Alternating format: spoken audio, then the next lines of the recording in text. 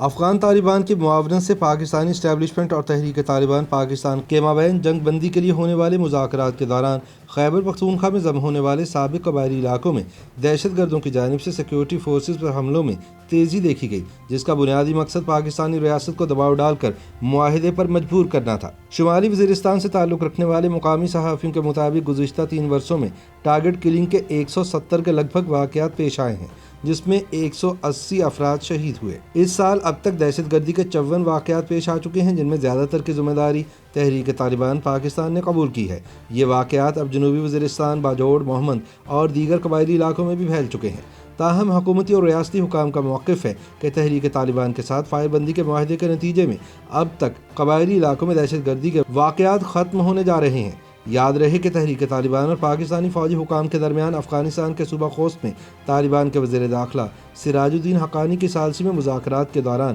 قبائلی علاقوں میں ٹارگٹ کلنگ اور سیکیورٹی فورسز پر حملے ماضی کے مقابلے میں تیز ہو گئے تھے۔ اگست 2021 میں افغانستان میں طالبان کی حکومت کے قیام کے بعد سے خیبر پختونخوا کے قبائلی علاقوں میں تشدد کے واقعات میں واضح اضافہ نظر آیا اور شمالی اور جنوبی وزیرستان میں سیکیورٹی فورسز پر حملے بڑھ گئے۔ لکی مروت میں 4 پولیس والوں کی فائرنگ سے شہادت ہو، یا بنوں میں محکمہ جنگلات کے عہدیداروں کا اغوا، ضلع بنوں کے پولیس افسر عمران شاہد کے قافلے پر حملہ ہو، یا پشاور میں سکھ حکیم کے قتل اور ٹریفک پولیس پر حملے ہوں، ان سب کی ذمہ داری تحریک طالبان نے قبول کی تھی۔ پاکستانی حکام کے ساتھ 1 ماہ کا عارضی امن معاہدہ ہونے سے پہلے تحریک طالبان کے ترجمان نے 2 ہفتوں کے دوران 1 درجن سے زیادہ ایسے واقعات کی ذمہ داری قبول کی جس میں پولیس سمیت سیکیورٹی فورسز کے اہلکاروں کو نشانہ بنایا گیا۔ ان واقعات میں TTP کے ترجمان نے سیکیورٹی فورسز کے چھاپے کے دوران اہلکاروں کے حصار سے نکلنے والے کمانڈروں کا ذکر بھی کیا اور ایسے افراد کو نشانہ بنانے کا دعویٰ کیا جو کہ پاکستانی سیکیورٹی فورسز کے لیے کام کرتے رہے ہیں یا اب بھی کرتے ہیں۔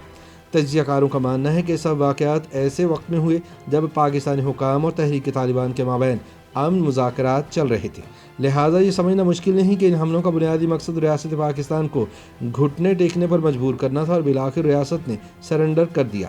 خیبر پختونخوا کے انسپکٹر جنرل پولیس معظم جاں انصاری کا کہنا ہے کہ یہ خدشات ضرور موجود تھے کہ افغانستان سے امریکی اور نیٹو افواج کی جانے کے بعد پاکستان میں حالات زیادہ خراب ہو سکتے ہیں، لیکن پولیس اور سیکیورٹی فورسز کی بہتر منصوبہ بندی سے ان واقعات میں معمولی اضافہ ہی ہوا۔ انہوں نے کہا کہ ہو سکتا ہے کہ سرحد پار سے کچھ لوگ پاکستان میں داخل ہو گئے ہوں، لیکن قانون نافذ کرنے والے ادارے چوکس ہیں اور ہر قسم کے خطرات سے نمٹنے کے لیے تیار ہیں۔ معظم جاں انصاری کا کہنا تھا کہ افغانستان کے حالات کا اثر پاکستان پر پڑتا ہے اور جب سے افغانستان میں طالبان کی حکومت قائم ہوئی ہے، اس کے بعد سے پاکستان میں تشدد کے واقعات بڑھے ہیں۔ آج ہی خیبر پختونخوا کے مطابق بظاہر جو گروپ ایسے حملوں کی اعلان ذمہ داری قبول کرتا ہے وہ دوسری بات ہے، اور تفتیش کے بعد یہ معلوم کرنا کہ کون سا گروپ در حقیقت ان میں ملوث ہے وہ الگ بات ہے۔ ان کے مطابق ایسے واقعات پیش آئے ہیں جن کی ذمہ داری ایک گروہ نے قبول کی اور بعد میں معلوم ہوا کہ کوئی دوسرا گروپ بھی اس کی ذمہ داری لے رہا تھا۔ انہوں نے کہا کہ سال 2021 کے پہلے 10 مہینوں میں 17 پولیس اہلکاروں یا سویلینز کو نشانہ بنایا گیا، جبکہ سیکیورٹی اہلکاروں کی تعداد کا انہیں علم نہیں۔ تاہم ان کا کہنا تھا کہ صورتحال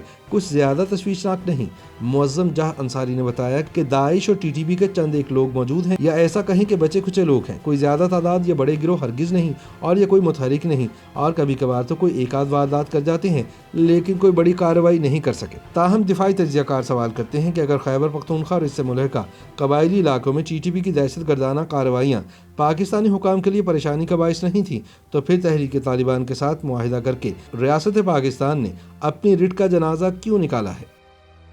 YouTube پر گوگلی نیوز دیکھنے کے لیے youtube.com کی سرچ بار میں گوگلی نیوز TV ٹائپ کریں۔ گوگلی نیوز کے پیج پر سرخ رنگ کے سبسکرپشن والے بٹن پر کلک کرنا نہ بھولیے۔ YouTube پیج پر اپلوڈ ہونے والی ویڈیوز سے باخبر رہنے کے لیے بیل آئیکن پر کلک کیجیے۔ آپ کو ہر نئی ویڈیو کے بارے میں نوٹیفیکیشن موصول ہو جائے گا۔